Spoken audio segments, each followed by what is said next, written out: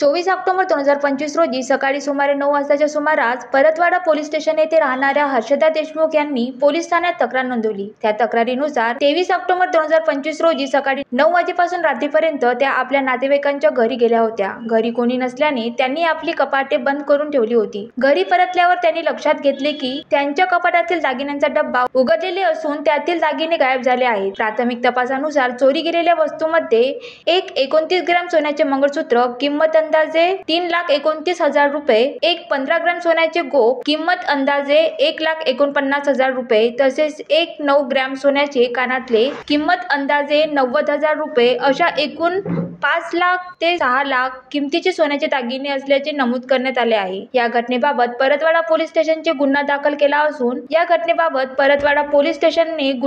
केला असून तपास सुरू आहे। तपासासाठी घटनास्थळी भेट देऊन पुरावे गोळा करण्यात येत आहेत। शेजारच्या परिसरातील नागरिकांची चौकशी, सीसीटीव्ही फुटेज तपासणी आणि परिसरात हालचाल करणाऱ्या संशयित व्यक्तीची माहिती घेतली जात आहे। पोलिसांच्या प्राथमिक तपासात हे समोर आले आहे की घरात जबरदस्तीने प्रवेश करण्यात आलेला नसल्याने चोरी घराजवळील किंवा ओळखीच्या व्यक्तीने केल्याची शक्यता नाकारता येत नाही। परतवाडा पोलीस स्टेशनचे पोलीस निरीक्षक सुरेश बहुल यांनी सांगितले की या चोरी संबंधी कोणत्याही नागरिकांना काही माहिती असल्यास त्यांनी ती त्वरित पोलिसांना द्यावी। मिळालेली माहिती गुप्त ठेवण्यात येईल असेही त्यांनी नमूद केले आहे। तसेच पोलिसांनी नागरिकांना आवाहन केले आहे की मौल्यवान वस्तू घरात सुरक्षित ठिकाणी ठेवा, घर सोडताना शेजाऱ्यांना कल्पना द्या आणि सीसीटीव्ही कॅमेरे नीट कार्यरत ठेवा। या प्रकरणाचा पुढील तपास सहाय्यक पोलीस निरीक्षक, पोलीस कर्मचारी आणि स्थानिक गुन्हे शाखा यांच्या देखरेखीखाली सुरू आहे।